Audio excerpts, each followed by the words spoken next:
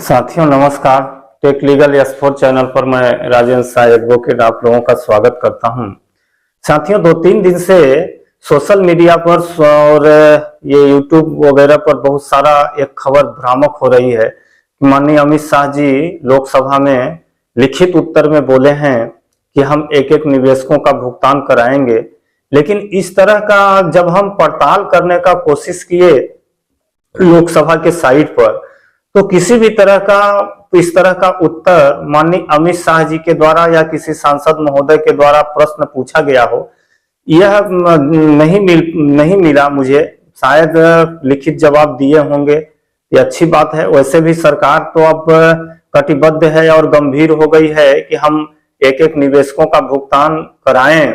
लेकिन साथियों मैं इस वीडियो के माध्यम से आप लोगों को यह कहना चाहता हूं कि आप अभी 2-3 दिन के लिए या जब तक सरकार के द्वारा या सीआरसी के द्वारा कोई गाइडलाइन नहीं आ जाता, कोई नोटिफिकेशन नहीं आ जाता, कोई सूचना नहीं आ जाती, तब तक आप क्लेम तो नहीं भेजें। शिकायत आप कर सकते हैं, शिकायत के लिए आप स्वतंत्र हैं। शिकायत आप प्रधानमंत्री को कर सकते हैं, राष्ट्रपति को कर सकते हैं, सीआरसी को कर सकते हैं।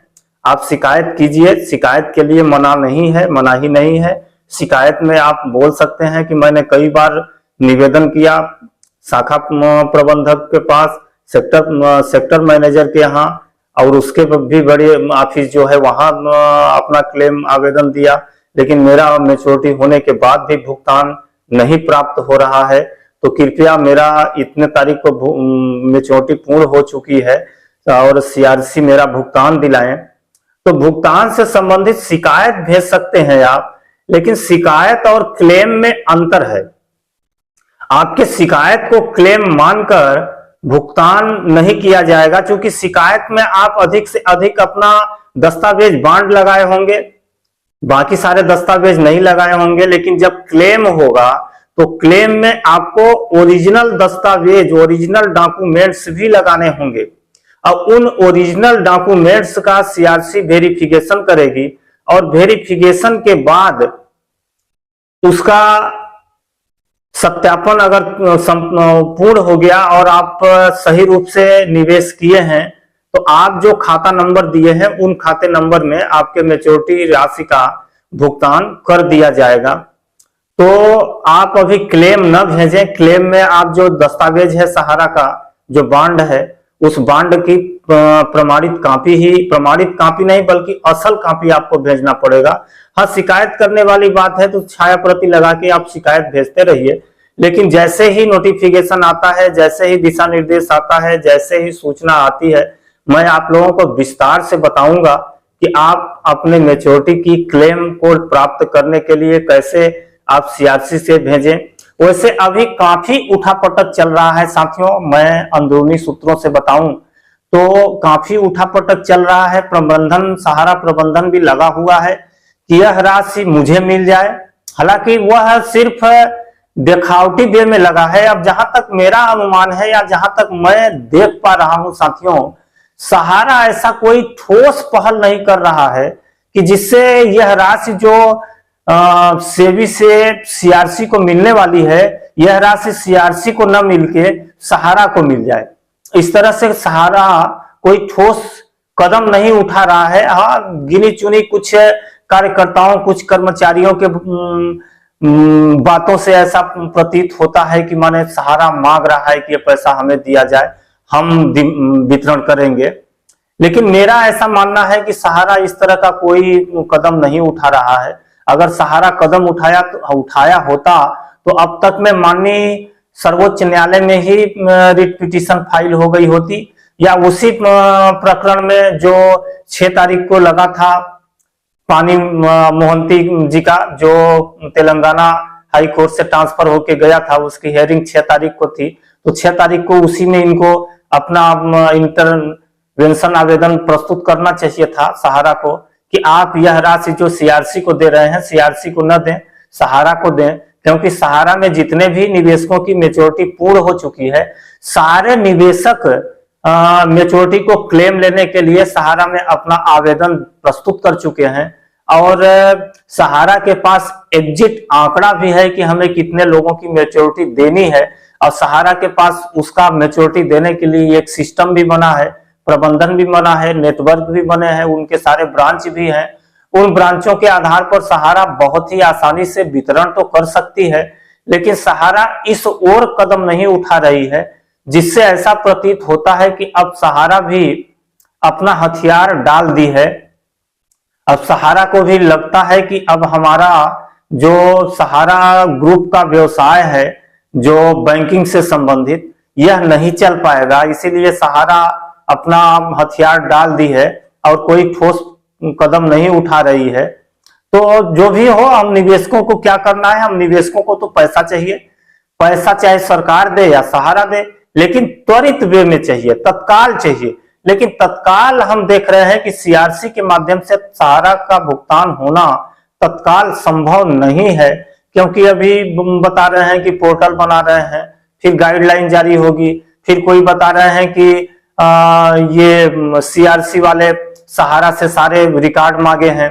तो सहारा से रिकॉर्ड मांगना, फिर एक एक रिकॉर्ड का सत्यापन करना, इतनी मिशनरी जो उसमें कर्मचारी लगेंगे, ह्यूमन रिसोर्स लगेगा, इतना ह्यूमन रिसोर्स सहारा के आपका सीआरसी के पास तो है नहीं कि वो तत्काल वो सारा चीज कर ले।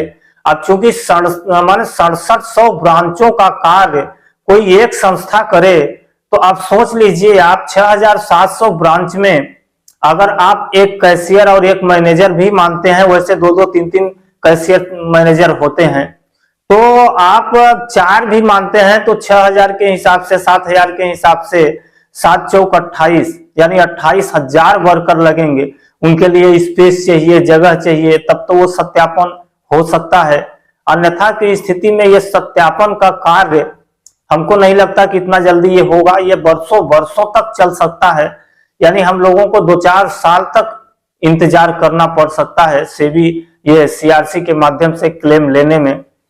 तो हमें जहां तक उम्मीद है कि अगर सहारा प्रयास करे, सहारा प्रबंधन प्रयास करे, तो सहारा का एक नेटवर्क बना हुआ है, पूरा उसके ब्रांचेज बने हुए हैं, उनका कैसे भुगतान करना है, क्या है, ये सब बना हुआ है। अब विगत 30-35 सालों से सहारा के भुगतान की प्रक्रिया को लेकर किसी प्रकार की कोई शिकायत भी नहीं आई है कि सहारा किसी तरह का कोई फर्जी भुगतान या इस तरह का कोई शिकायत मिली हो, जिससे सरकार को ये चाहिए या सहारा ये मांग करे, सरकार नहीं चाह रही है तो सहारा ये मांग करे कि किसी भी एक कमेटी तो ऑलरेडी सुप्रीम कोर्ट बनाई है, उस कमेटी के दिशा निर्देश में सहारा के ब्रांचों से ही भुगतान कराया जाए। ये मैं प्राथमिकता के आधार पर कह रहा हूं, क्योंकि अगर हमें भुगतान त्वरित चाहिए तो त्वरित भुगतान सहारा के माध्यम से ही संभव है। बहुत सारे लोग विरोध करते हैं इसका, उनका विरोध करना जैनून भी है, क्योंकि विगत 8-10 सालों से भुगतान नहीं हुआ है, बहुत सारे निवेशक परेशान हो चुके हैं। मेरा खुद ही सहारा में लगभग 10 लाख के आसपास राशि लगी है। अब मैं जितना परेशान हूं शायद ही कोई परेशान हो, लेकिन फिर भी मैं उन परिस्थितियों से लड़ना सीख लिया हूं, और मैं उन परिस्थिति से लड़ता हुआ आज मैं अपना दुख ही आपके सामने बयां करता हूं। मैं ये नहीं कहता, मेरे साथ जो बीत रही है उसी से अनुभव लेकर मैं वीडियो बनाता हूं और आप लोगों को बताता हूं। अन्यथा मेरा कोई हित नहीं है, सहारा से मेरा कोई लगाव नहीं है, सहारा मुझको पैसा नहीं दी है, लेकिन मैं जहां तक देख रहा हूं, जहां तक अनुभव है, मेरे अनुभव के हिसाब से ऐसा प्रतीत होता है कि सहारा भुगतान करे तो सारे निवेशकों का भुगतान हो सकता है, त्वरित हो सकता है।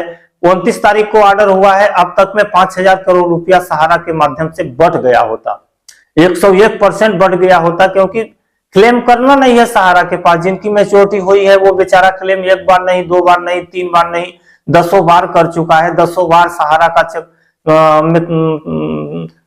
माने वो लगा चुका है, आवेदन लगा चुका है, तकाजा कर चुका है कि सर कब पैसा मिलेगा, सर कब पैसा मिलेगा। तो सहारा प्रबंधन, सहारा मैनेजर के द्वारा बोला गया कि भैया हमारा केस चल रहा है, अभी जैसे डिसीजन आएगा आपका पैसा मिल जाएगा, आपका क्लेम कर दिया गया है।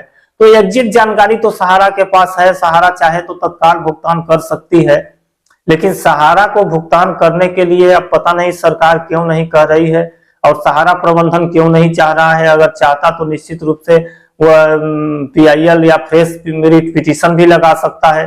फ्रेश रिट पिटीशन लगा के जो माननीय सर्वोच्च न्यायालय का आदेश है 29 मार्च का, उस पर रोक लगवा दे। रोक लगवा के तत्काल माने कार्रवाई करवा के वो उस राशि को जो सीआरसी को मिल रही है उस राशि को अपने पास मंगा सकता है और अपने ब्रांचों के माध्यम से भुगतान करा सकता है। लेकिन सहारा अभी तक ऐसा प्रयासरत नहीं है साथियों। जो भी होगा, अभी मेरा आप लोगों से निवेदन यह है कि अभी आप लोग क्लेम न भेजें, शिकायत भेज सकते हैं। क्लेम के लिए जो भी गाइडलाइन आएगी मैं आप लोगों को चैनल के माध्यम से बताऊंगा। तब तक के लिए मुझे आज्ञा दीजिए। नमस्कार।